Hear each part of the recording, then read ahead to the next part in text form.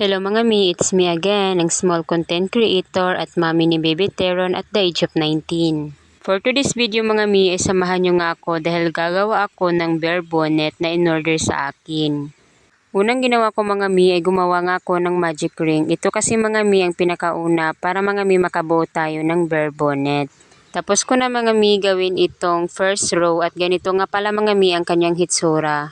Kapag natapos mo na yan mga mi, kailangan mong hilahin yung dulo para mga mi malak yung ginagawa mo. Ganyan na pala mga mi ang magiging hitsura niya at pagkatapos mga mi ay gagawa na naman tayo ng pangalawang row. Gabi ko nga pala mga mi ginawa ito para mga mi mas madaling ang matapos at dahil mga mi tulog nga rin si Baby Teron. Kapag kasi mga mi umaga ko tong gagawin ay hindi nga dire-diretso yung paggawa ko.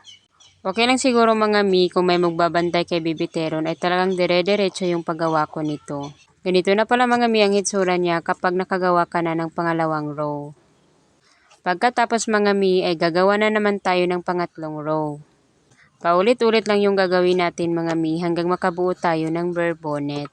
Ganito naman mga mi ang hitsura niya kapag nakatapos ka na ng pangatlong row. Padahan-dahan mga mi ay mas lalong lumalaki siya. Susubok na naman tayo mga mi sa pang-apat na row, hindi pa yan matatapos. Pabalik-balik lang mga mi yung ginagawa natin pero paiba-iba sila mga mi ng sukat. Hindi kasi pwede mga mi na pareho-pareho lang sila ng sukat dahil mga mi hindi siya lumalaki kapag pareho lang sila ng sukat.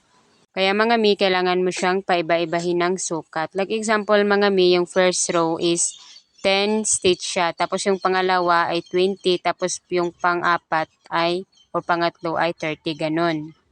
Natapos ko na nga itong pang-apat mga mi at ganito nga ang itsura niya.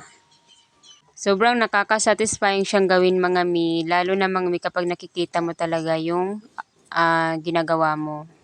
Pang-limang row na nga mga mi ang gagawin ko at ito nga mga mi ang maging basihan ko para mabuo ko yung bear bonnet. Ito na mga mi, bali yung sukat na susundin ko hanggang sa makaabot na ako mga mi dun sa pinakadulo.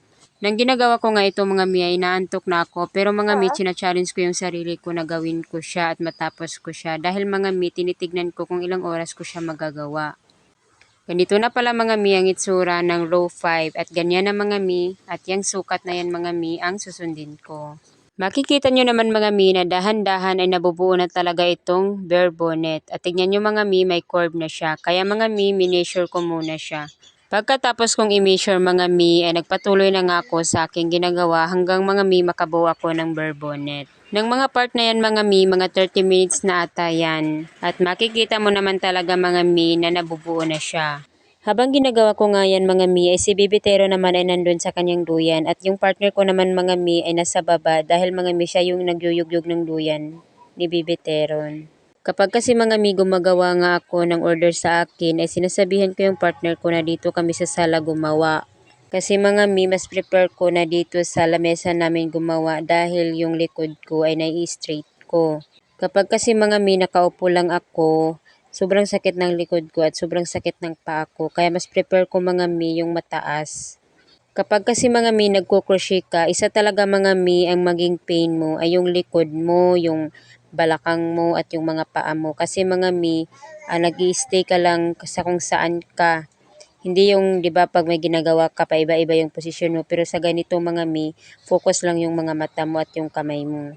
Pagkatapos ko nga mga mi ay gumawa na nga ako nitong mga taingan niya. Dahil mga mi ay ilalagay ko ito sa bonnet para mga mi matawag na siyang bear bonnet crochet. Natapos ko na pala mga mi gawin yung isa at ito na namang isa mga mi ang gagawin ko. Medyo madilim na talaga mga mi ng mga type na yan dahil mga mi medyo mahina na yung ilaw namin. Medyo antok na rin ako diyan mga mi pero tiis-tiis ako dahil malapit na itong matapos. Mga isang oras na mga mi simula nung sinimulan ko yung paggawa ko. So mga mi, ayan, natapos ko na at ilalagay ko na nga yung mga dalawang tainga dito sa bonnet. Inayos ko muna mga mi itong bonnet para makita ko kung pantay ba sila at pantay ba yung tainga. Gagamit na naman ako mga mi ng needle para mga mi itahi ko na lang itong tainga niya dito sa bonnet. Nakakapagod man siyang gawin mga mi pero satisfying naman kapag nabubuo mo na siya. Si Baby Teron kasi mga mi kapag natutulog ay kailangan niya ng music, saka lang siya makakatulog at hindi siya maiistorbo. Kaya yun mga mi medyo nag-i-enjoy din ako dahil nakikinig ako sa mga music. Kaya lang mga mi, kapag kasi nakikinig ako ng music ay talagang inaantok ako. Pero pinipigilan ko talaga yung antok ko dahil kailangan ko itong matapos. Malapit na din naman itong matapos mga mi at ito na nga mga mi ang resulta niya.